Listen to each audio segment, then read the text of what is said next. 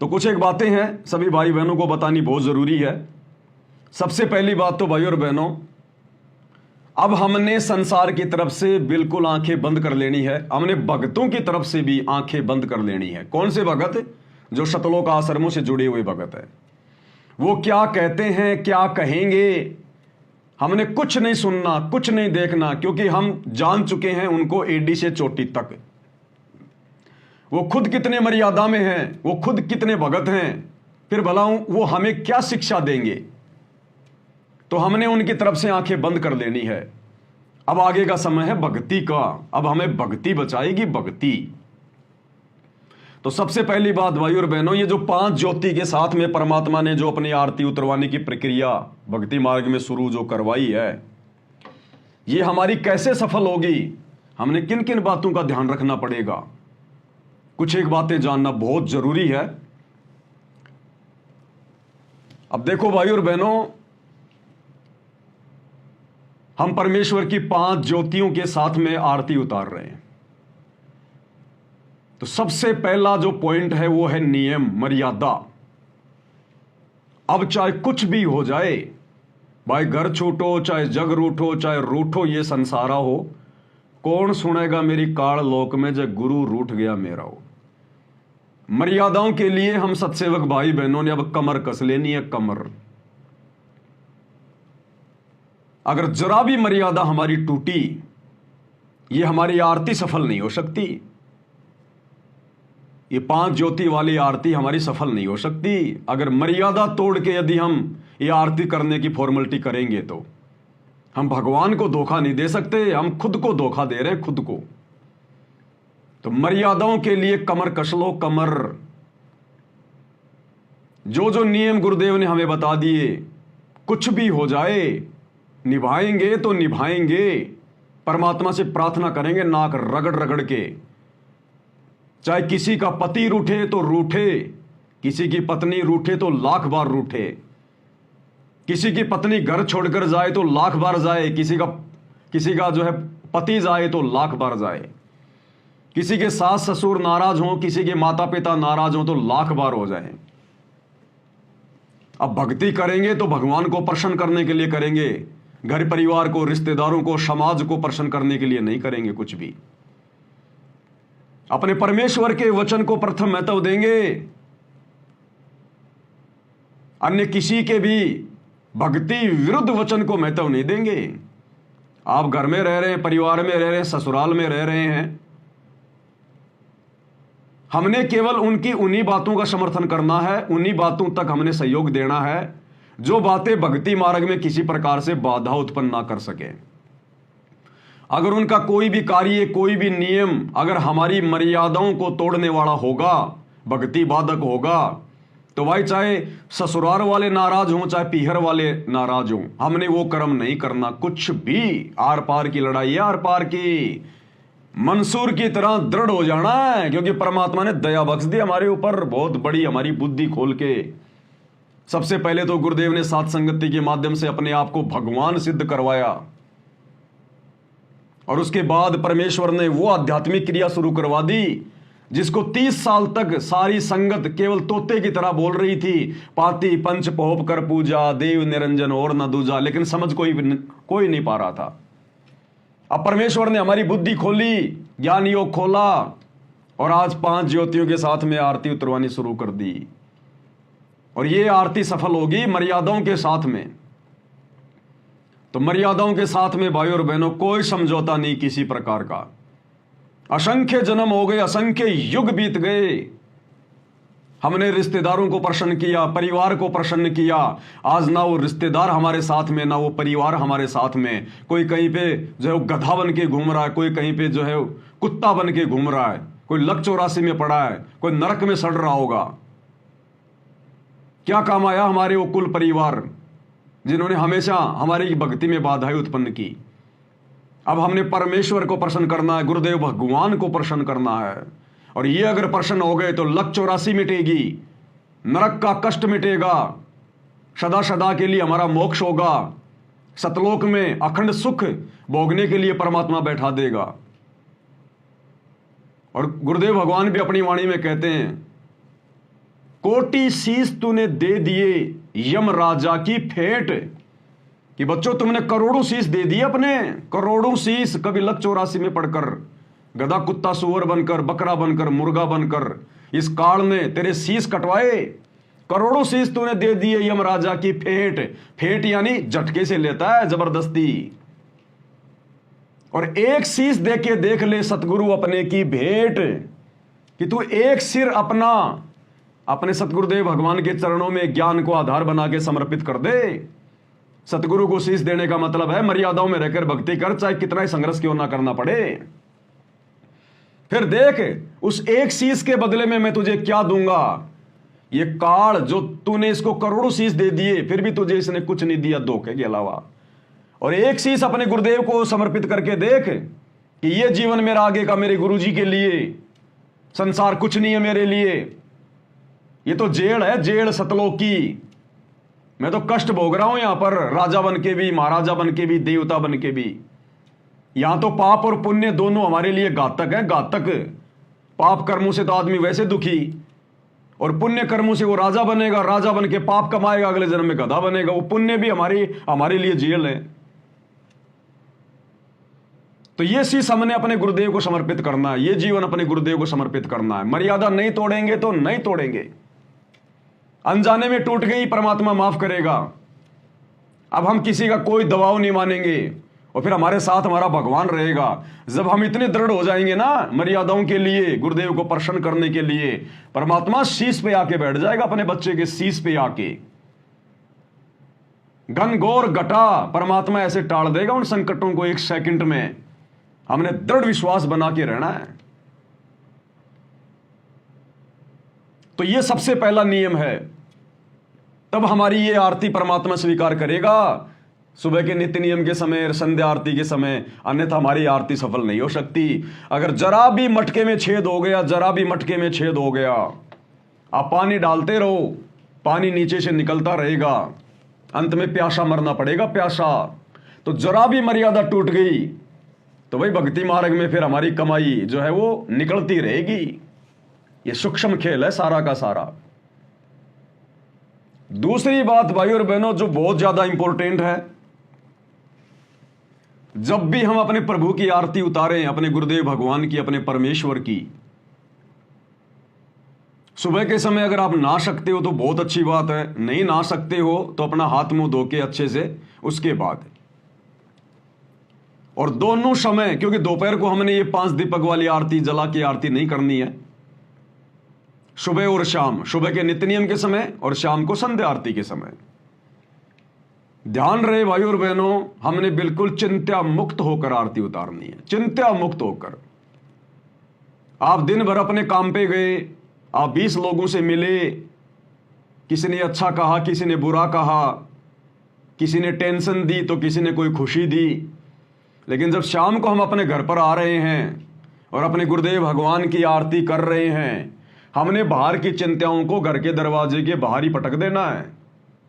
हमने सारा दिन अपने धंधे पे, अपनी ऑफिस में, अपनी मजदूरी में क्या किया क्या नहीं किया, हम कितने लोगों से मिले, हमारा जो है वो किसी के साथ में मनमुटाव हुआ, किसी ने जबरदस्ती हमारे साथ में जो है कोई दिक्कतें कोई पैदा की, कुछ नहीं सोचना हमने।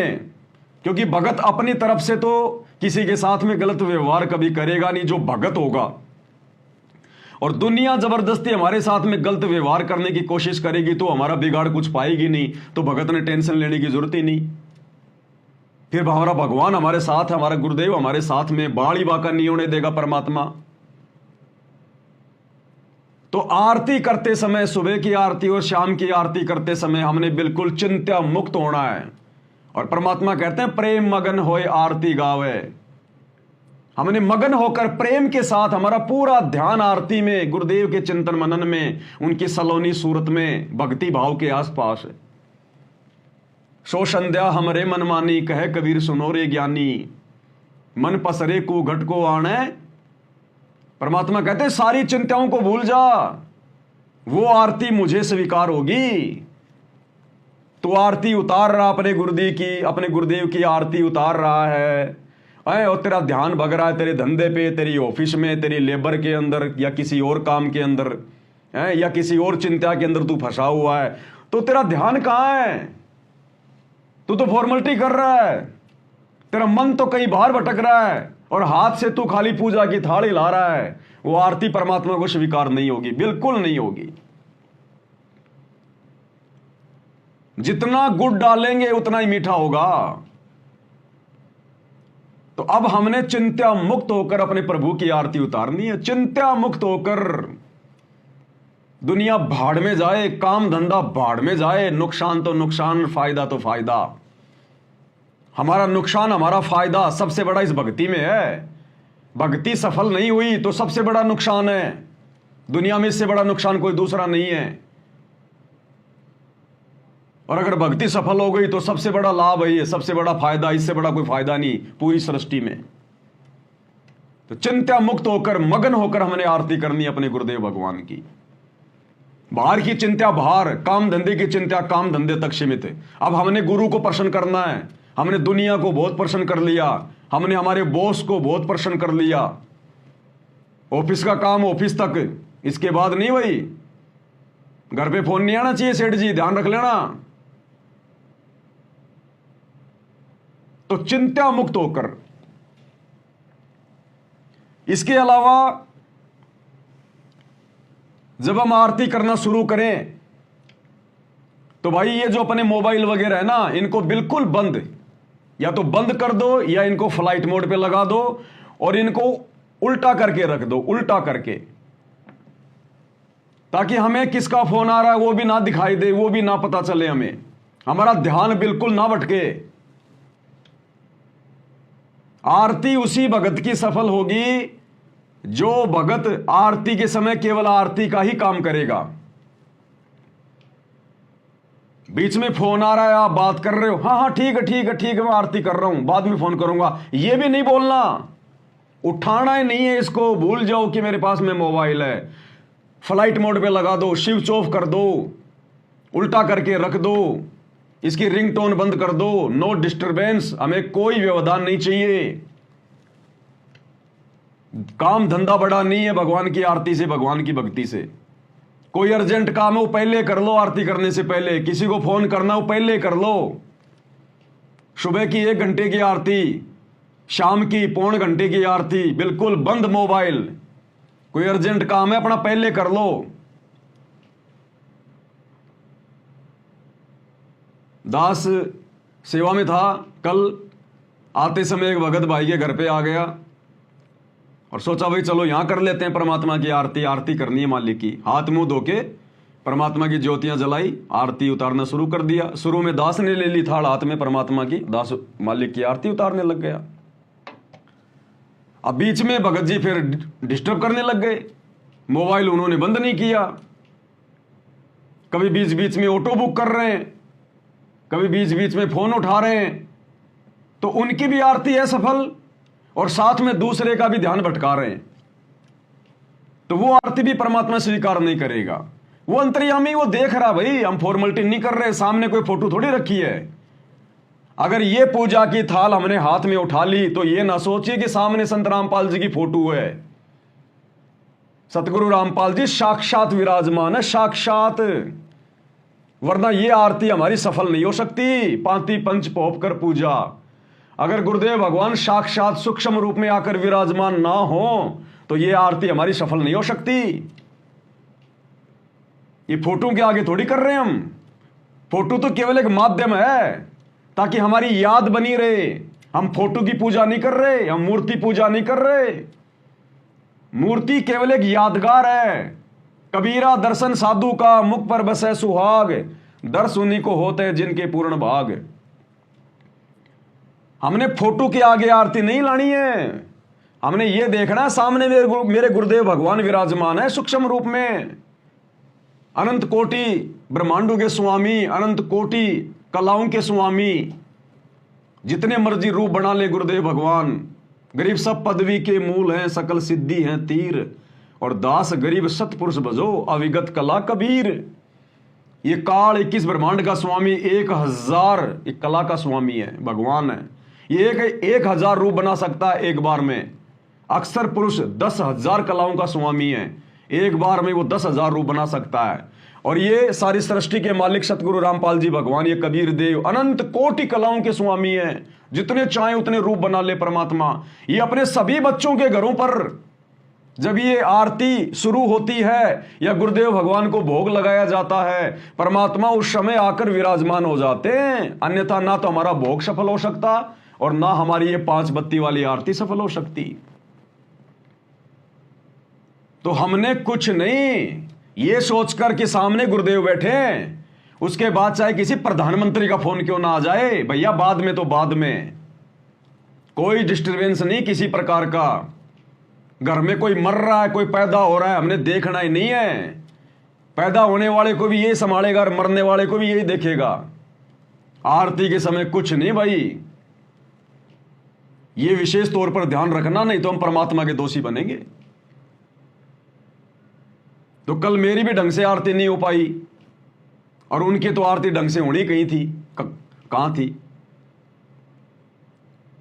तो भाई और बहनों, ये बातें जो परमात्मा जो बुलवा रहे हैं ना, ये हमने इन बातों को गांठ बांध लेना है। भगवान नहीं बताएगा तुम्हें सारी बातें आके ये इस प्रकार से कि ये करो वो करो, ये करो वो करो।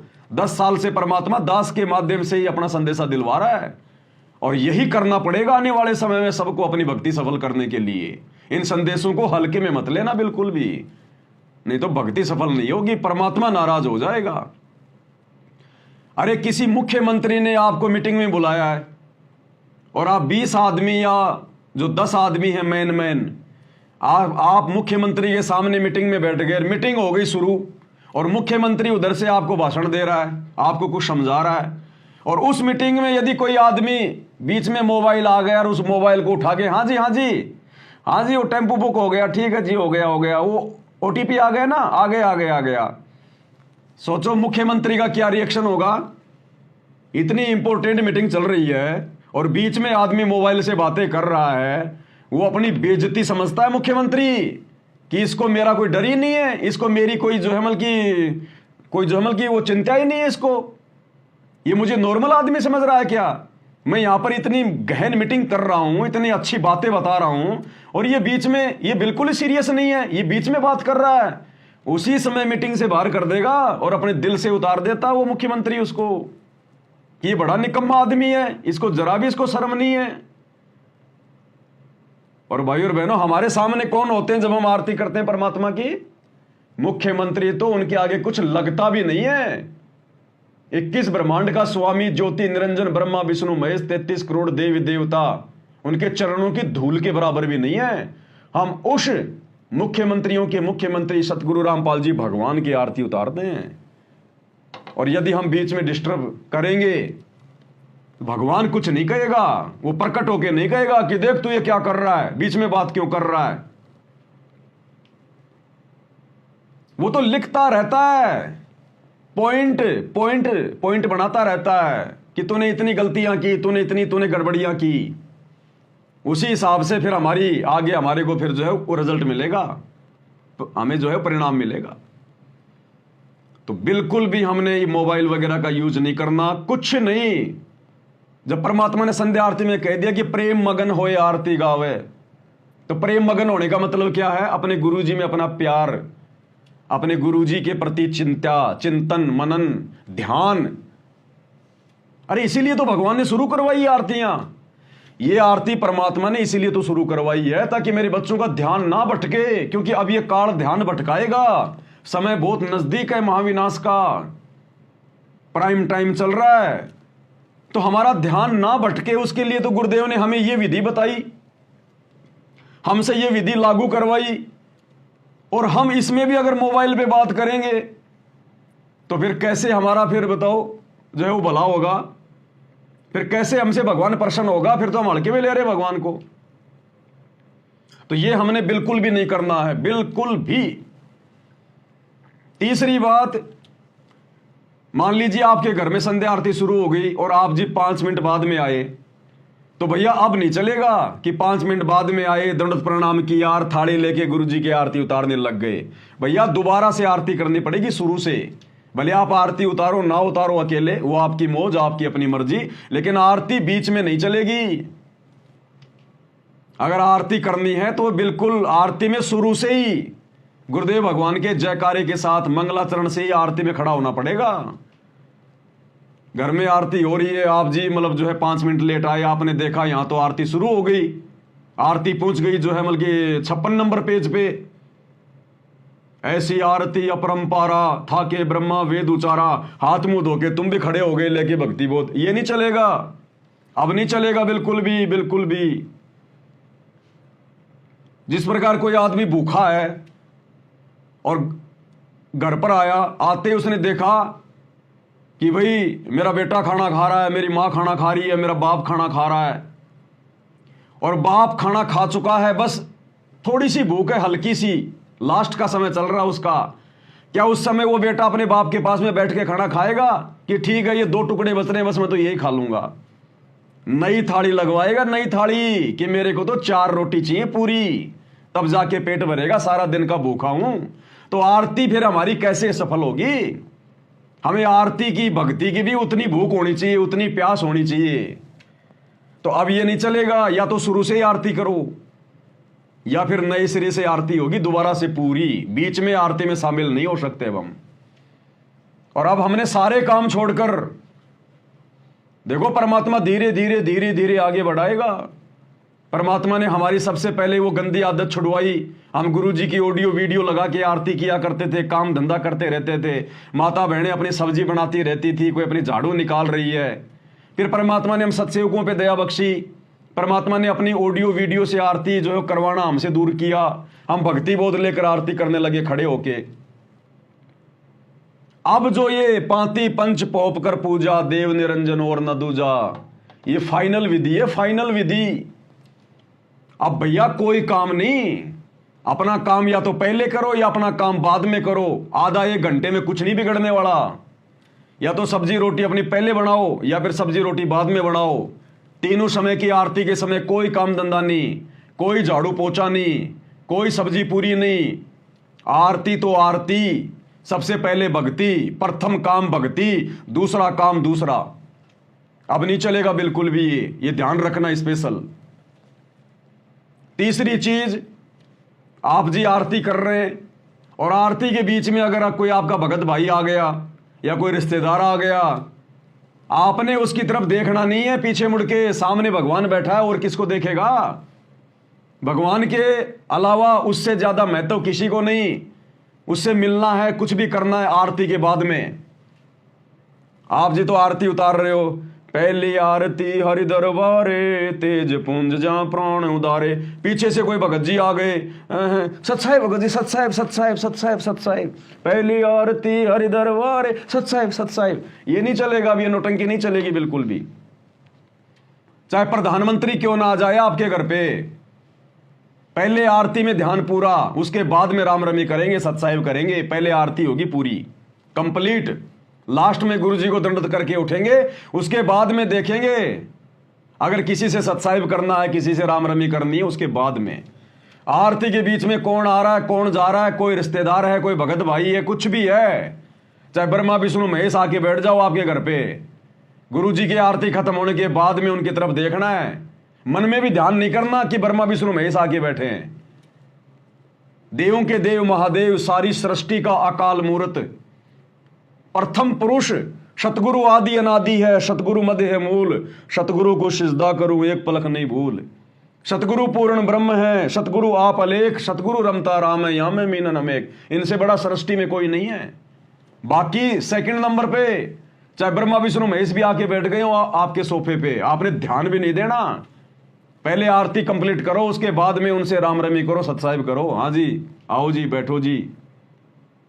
तो ये नहीं चलेगा बिल्कुल भी। अब अगर आरती के बीच में आप किसी को सतसाहिब करते हो या किसी को कुछ भी करते हो तो परमात्मा प्रसन्न नहीं होगा, परमात्मा नाराज होगा कि ये नालायक आरती कर रहा है, फिर ये ड्रामेबाजी कर रहा है। बाद में कर लेना, तो कहां जाएगा? तूने कोई बास्केटबॉल का कोई जो टूर्नामेंट खेल के आना है क्या रोहतक में जाके? बाद में करना आराम से, सत्साहिब करेगा और क्या करेगा, परमात्मा की चर्चा करेगा, बाद में करियो आराम से। तो ये डिस्टरबेंस अब बिल्कुल नहीं भक्ति मार्ग में किसी भी प्रकार का। भाई जो गुरु बचन पे डट के कट गए फंद 84 के, कट गए फंद 84 के, कट गए फंद 84 के।